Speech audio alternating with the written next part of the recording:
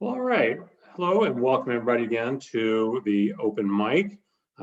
Today, my few words section is going to be with one of my favorite authors out there, Terrence McCauley. And if you've read anything on the blog in the past, you've certainly seen Terrence's work show up in the blog. We've talked before because he's one of my, well, aside from being one of the most versatile writers out there, I know he's one of my favorites because he does some work in areas I really like: crime fiction, noir, thrillers. But we're here today to talk about his newest thing, which is the Western genre. And I'm really excited about this. It's also one of my favorites. So, Terry, welcome. Very happy to have you here with me today. Oh, well, thank you for inviting me. It's always great to connect with you, pal. Great. Well, as I noted, your past stuff has always been in noir and thrillers. How does a guy from New York City, long from the Bronx, end up becoming so enamored of writing Westerns? Tell me a little bit about how you got there. Yeah, I know. It's funny because, as you can tell from my French accent, I'm from the continent, the only um, county in the city of New York that is on the continent of North America. The rest are all islands, that being the Bronx, New York. I grew up about 40 blocks north of Yankee Stadium. Yankee Stadium's on 161st Street. I grew up on 200th Street, which is Bedford Park in the Bronx. And I had always grown up as a fan, as I've said in other interviews, of great storytelling. And I noticed that as I loved movies as much as I loved books as a younger man and going into my teen and college years, that Westerns seemed to change based on the era that they were filmed in, not the era that they portrayed.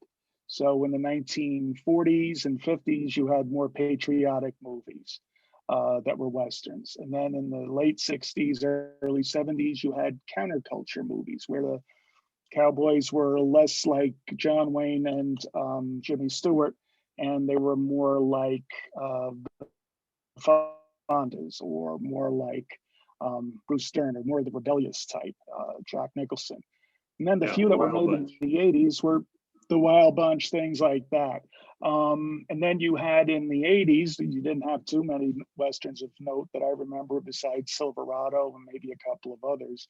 80s and 90s, you had more action oriented movies that were smaller on plot and bigger and character and bigger on action and explosives. And then in the 2000s, you've started to get a little bit of everything, a little bit of what people have said is revisionist history, but it isn't. It's just a more complete history than we're used to seeing on the screen because Westerns and the Old West era after the Civil War all the way up until the 1900s, early 1900s, was far more dynamic, far more diverse, and far more interesting than we've been led to believe. Unfortunately, a lot of us have an image of the Old West being this whitewashed, plain place that we see in 1950s television series like Gunsmoke and the Big Valley and other things like that. Um, those were great shows, and they were great for what they were. And I know they have a lot of fans to this day, but that's not what the West was really all about. And there's a lot of people like me who enjoy history, enjoy telling a good story, and wanted to add a little bit more realism to the genre, not to transcend it, because I hate that term, transcending the genre. But you don't need to transcend it in order to improve it a little bit. And that's what I try to do in my books by Well, making let's them talk more about those books. realistic. Let's talk about those books because we have the Aaron Mackie series and the Ralph Compton series that you do. I'm going to hold up one of them here from the Aaron Mackie series. You might have Right. some there you want to show off as well. These are Sure. great. This is the These are first one. okay. That's one of my favorites. These are really great books. Really great reads, fun reads. Tell me a little bit about each of these series. Sure. Well, they're a little bit different series in that we have with the Aaron Mackey series. Can you hear that in the background? No, we're good. Okay, it was okay because somebody called. Let me start again with the answering the question. I have two series here, as you discussed. We've got the Aaron Mackie series started off as a Western I wrote in between books. I didn't have another contract for another Terry Quinn book. I didn't have a contract for another Dougherty book, and I hadn't even been published yet, believe it or not. This is how long ago this was. So I said, you know what? I've always been itching to write a Western. So I wrote The Devil's Cut, and I wrote it on my own, wrote it on spec. And when I did get an agent and I did get a publishing deal, my agent said, well, are you working on anything else? And I had just turned in Sympathy for the Devil at the time. And I said, well, you know what? I've got a Western on my hard drive, but I know you're not going to care about that. And he said, are you kidding? My best friend in publishing is Gary Goldstein over at Pinnacle, and he loves Westerns. He's always looking for Westerns. What have you got? Let me see it. And so everybody else, well, the other agents I had before then told me I was crazy. Westerns stink. No one cares. And so I gave him The Devil's Cut, and that's the book that became Where the Bullets Fly. And sales were good. Gary liked the character. He liked my style. And he liked the way I told the story. And so now we're in the fourth of an endless series of books, I hope. And I've enjoyed writing each and every one of them. Because as I've grown as an artist, the character has also grown before the audience's eyes, which is a big thrill for me as an author. Well, and how about the Ralph Compton series? How did that come about? Sure, that came about. The first one of those is the Kelly Trail, and it's right here. I don't know if it's getting blocked out by the background, but it's called the Kelly Trail, and that came about because as I was getting noted for writing Westerns and having a diverse background, the people over at Berkeley reached out to me and said, we would like you to be part of the Ralph Compton series. And it involved having my name on the cover, which always helps because I'd love to be associated with a great series like Ralph Compton's. And it was a bit of a stretch for me because unlike the Aaron Mackie Westerns, where I could write as many of those as I wanted, and they were all reasonably related books, the Ralph Compton books were for 3 standalone books. And that's a big difference because that means 3 separate characters, at least 3 separate protagonists, 3 different settings, 3. I can't rely on anything that happened in a previous book. They all have to be independent. And some people find writing series difficult. I actually enjoy them better than writing about independent series like this. So I took the assignment because I knew it was going to challenge me as a writer. And tell you a quick story about this one. I had written 4 Westerns in a row and lost my job before I got the assignment to do the Kelly Trail. So I had written 4 Westerns in a row, did this brand new character. I've never had a problem making deadlines. I threw everything I had at it. Kelly Trail is about a cattle drive. The assignment with Ralph Compton was 1 book had to be about their cattle drive series. The other one had to be about their gunfighter series. And the third one had to be about the stagecoach era, something involving a stagecoach. So the first one I did was the Kelly Trail because I knew that one would be the hardest for me because, as I said, being from the Bronx, I don't know much about cattle trails or cattle drives. But I did my research and I put my best foot forward.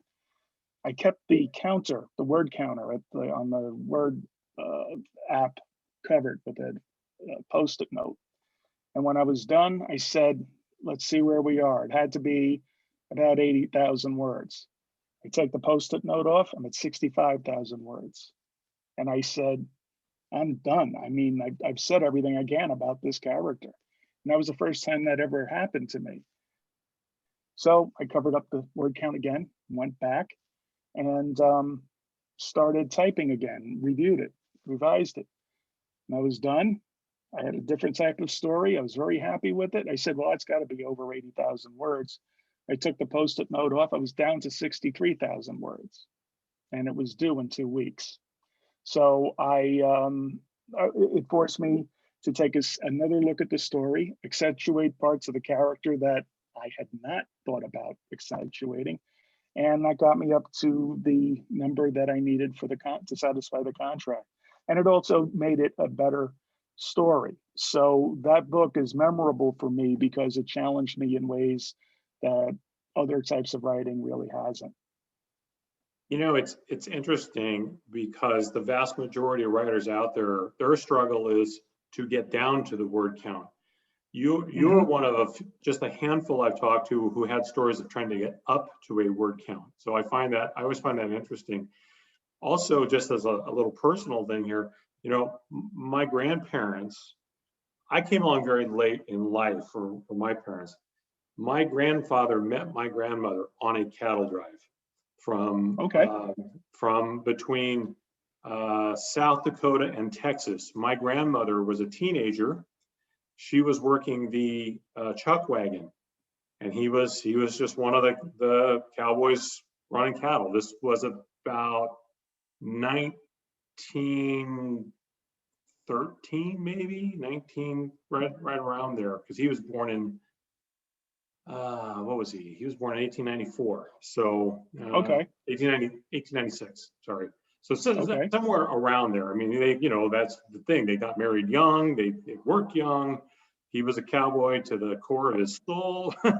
So I love that any connection, because again, every now and then here too, where we're at, there's about once or twice a year, there's a big cattle drive that comes down out of the Grass Valley area here, and they go right down Highway 49, and everything else has just got to stop. And when you've seen one where this one's not huge, it's probably 500 head of cattle. The ones he was on would be 1,000 head of cattle, you know? So anyway, that's just a little aside for our listeners here.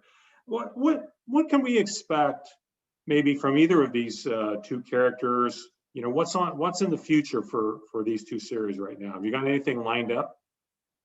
Sure, yeah. The last book in the series is called Stagecoach to Hell from the Ralph Compton series. That is going to be coming out in springtime of this year. The second book in the Ralph Compton series dropped about a month ago. That one was called Ride the Hammer Down. That's about a sheriff who is ridden out of town by a group of marauders who take over the town and lash him to his rifle and send him out into the desert with only a bullet around his neck that he can't use and tied to the rifle that he can't get at. And it's about how he gets himself free, survives the desert, finds civilization, and fights his way back to get revenge on the people who hurt him. And that was a really great story to write, because I talk about a man who's broken, and it's told from his point of view for most of it, and how he has to grasp reality in order to save his own life and the life of the town he was sworn to protect. That was a really interesting one for me. And then the third one that I mentioned earlier in the Compton series was the Stagecoach to Hell. And that one is where I talk about Stagecoach Mary, who it's a fictionalized account of her, of course, but she was a real person. She was an African-American woman who ran her own stagecoach line in the West in the late 1800s. She was actually brought out there by Ursuline nuns as part of an orphanage. And the Ursuline nuns had a school right across from where I grew up in the Bronx, believe it or not. So that was a nice tie-in for me. And it's about a stagecoach that has to hole up at a swing station where in the middle of nowhere, because they're transporting a prisoner from one part to another, and they are attacked by the prisoner's gang, and they hide out behind the walls of the stagecoach swing station. And it's about the dynamic between all the characters that are hiding together and fighting together to save each other's lives. So it's a dynamic story that I really enjoy telling. So that's that whole series wrapped up. Those are the three books that I've worked on for the Ralph Compton brand. As for Aaron Mackie, I've got no shortage of books that I want to write about him and his deputy, Billy Sunday. I've got, right now, I have a spin-off character from that series, a half Mexican, half Swedish born deputy called Jeremiah Halstead, who you might remember from the books since you've read them. He's going to get his own series, his own 2-book series that I hope is going to be a lot longer of a run. That should be coming out in 2022. Well, that's great. I love that you're able to be this busy in this genre because, again, you know, we tend to think of Westerns so much in the past context. You said it earlier, you know, that's how we tend to think of it. What is the lay of the land these days in publishing for Westerns? I mean, clearly you've got a nice big market going. What's the bigger market look like for the Western genre? Sure, the Western genre is very healthy right now, and it's because I think a lot of people are looking for escapist fiction. We've been bombarded with bad news of one kind or another for the last several years, and COVID certainly didn't help. And it's a way of escaping to a past that people feel comfortable in, that they think that they are going to get a reliable, well-told story. And places like Kensington/Pinnacle and Berkeley through the Ralph Compton series and the Johnstone series, when going back to Pinnacle again, people know they can get a good story from those genres. So they go back to it. And then you have people like me who have added to it by talking about, it's not revisionist history, it's actually the history as it occurred. You know, there were African-American lawmen back then, and not just Bass Reeves. So I have the deputy who's Aaron Mackie's partner, is an African-American man who served with him as a sergeant in the cavalry. Jeremiah Halstead, who I just mentioned, is half Mexican, half Swedish, because his father, who also appeared in the books, was Swedish-American. And he also, and it goes through a lot of the discrimination he faces by people thinking he's a half-breed Indian, which he shouldn't be discriminated against for that either. But the people in Montana don't take him as half Mexican or half white. They take him as a half-breed Indian, and he has to do his job and overcome that kind of prejudice as well. So there's ways of having it authentically part of the story without it seeming like I'm pandering or playing to a political point. And that's what writing these series what makes these series so much fun to write. You know, a lot of Western writers come from the West, right? You, as we noted, you're not. How do you? What's your research process like? I mean, you're not writing documentaries or true life things, but still, you have to know enough so that your work is credible to people who are familiar with the realities of Western life in the 1800s. You know, what has your research process been like to where you feel you can be really authentic? Sure. I mean, that's the first thing that I always tell people whenever they say that they want to write a Western. The first thing is research, research, research. If you're going to write about any kind of firearm, more than any other genre, you really need to make sure that you get that right, because God forbid you use the wrong statement, the audience will justifiably find it and call you out on it. I used the wrong term for reloading a Sharps 50 caliber single shot weapon, and believe me, I got plenty of emails on it, and I had to tell them that's what I meant. You took it the wrong way, but it's still my responsibility. I'm the one who wrote it down, and I should have been clearer. But they pick up on this stuff, and it'll make them stop reading.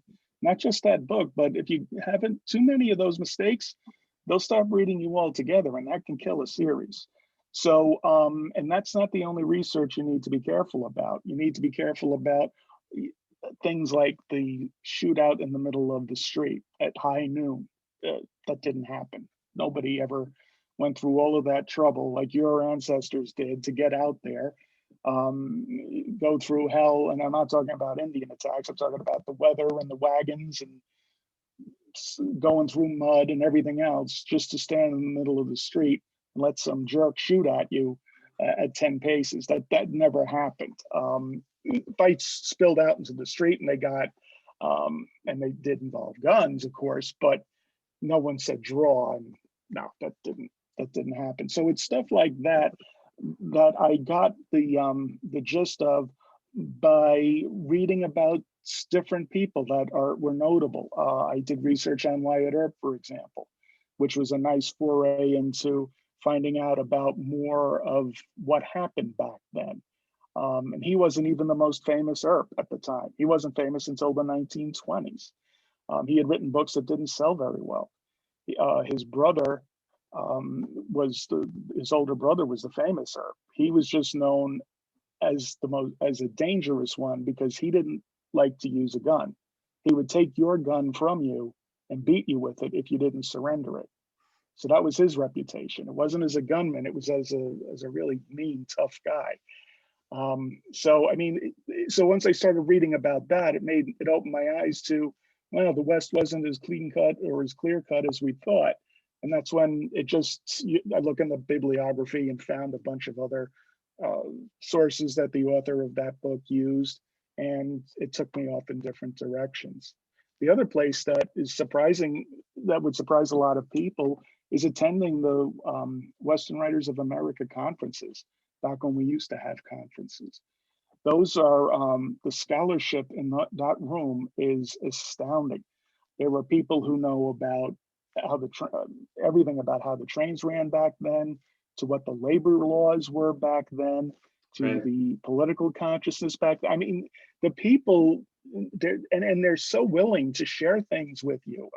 Even the other fiction writers, there was no sense of competition at all.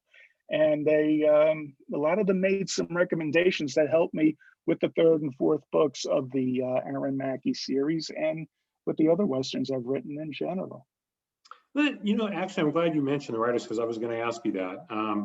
Will Henry was a favorite of mine growing up. I loved his work. What are some of the writers, and I don't want you to pick a favorite and make somebody upset at you, but what are some of the writers that you look to that you really enjoy in this genre? Sure. I think that picking up a more modern writer is very important for today's reader, because if you start off with a Zane Grey or a Louis L'Amour, and it's a little bit too whitewashed for your taste, you're going to think that every other book that's a Western out there is going to be written the same way. And you have to remember that they had a certain style, and they were also writing in a certain time when you couldn't express yourself as much as possible. Now, there are still rules in the Western genre that people today have to follow. Western readers generally don't like a lot of cursing, and they don't like a lot of sex in their books. So Deadwood might be accurate in terms of how people swore and spoke, but people don't want to read cursing in the books, which I found very interesting, and that I had to do a lot of editing in Where the Bullets Fly, but I happily did it. So that's why when I say more modern writers, there's a bunch of great ones out there. You've got some by Robert Vaughn, who has written, I think, hundreds of books. He's written different types of genres. He's a personal hero of mine. His Westerns, wherever you pick them up, are going to be very easy to read and very accurate, and not shortchange on the reality of the starkness of the life back then. Another one is Johnny Boggs. He has written all different types of books set in the Old West. Very readable, very relatable, characters that you'll carry with you long after you finish the book. And a lot of prolific writers too. Robert Randisi is a great one, and some new ones who are my friends, I'll admit it. Sean Lynch has a gunfighter series that's great. Brett Cogburn has another one. He's Rooster Cogburn's grandson and good friend of mine, and also one hell of a good writer. And also Gary West. He's Charles West. Sorry, not Gary West. Charles West. He's won the Silver Spur Award several times, and all of his characters are very relatable, and the stories translate well to today's audiences. And those are just the people off the top of my head. You can look up people on Amazon or in your local bookstore and find some phenomenal writers out there. So I always like to close by giving you a question where you have to make a choice. So I'm going to ask you, presuming that I have the power to put you together for a conversation with one of the following three people, tell me who you would choose and maybe why. The options I'm going to give you today are Butch Cassidy, Tom Horn, or Bill Hickok, better known, I guess, as Wild Bill Hickok. Of those three men, who would you choose to spend some time with if you could? Probably Bill Hickok, because I think he had the more colorful life of all of them. And he was on both sides, and he also was, I believe, in the cavalry. So I would definitely like to talk to him and find out a little bit more about him and how he viewed life back then. And if he had seen how the West is portrayed, I'd like to get his take on that as well over the years, because that would be interesting to have a legend like that tell me what he thought about modern day portrayals of his era. Yeah, outstanding. Well, as always, Terry, it's a fabulous time getting to spend time with you and talk about writing and talking. I mean, we could talk about writing all day. You're one of the more prolific and interesting writers that I've seen. And I really appreciate your ability to go across these genres. And I would not say most writers could just easily pick up from writing noir and thrillers and then write really, really good Westerns. So congratulations. I'm a big fan. I think you do fabulous work. So thank you, pal. That means a lot to me. And I'll be going back to the thrillers and the noir genre very soon. So I hope to have some good news about that in the very near future. So, and I'm going to continue with the Westerns. So good. Stay tuned for a lot of good news ahead. Keep us informed all the time. Stay with me just 1 second as I tell folks thanks a lot. Thanks for joining us. I've got some other folks coming up in the near future. My good friend Erica Mailman, who, if you've ever read anything about witches, she does it really, really well. Great historical fiction author. Also, I have Kristen Weber, who's a fabulous editor. If you write mysteries, you might want to look into Kristen Weber's services at some point. If you've read a mystery at some point, you've probably seen her work, because there's a lot of really good, well-known authors out there who use her work. So those are some folks coming up in the very near future. I got a lot more people I'm getting lined up here. So anyway, thanks again for joining us, and we'll catch you next time on the Open Mic.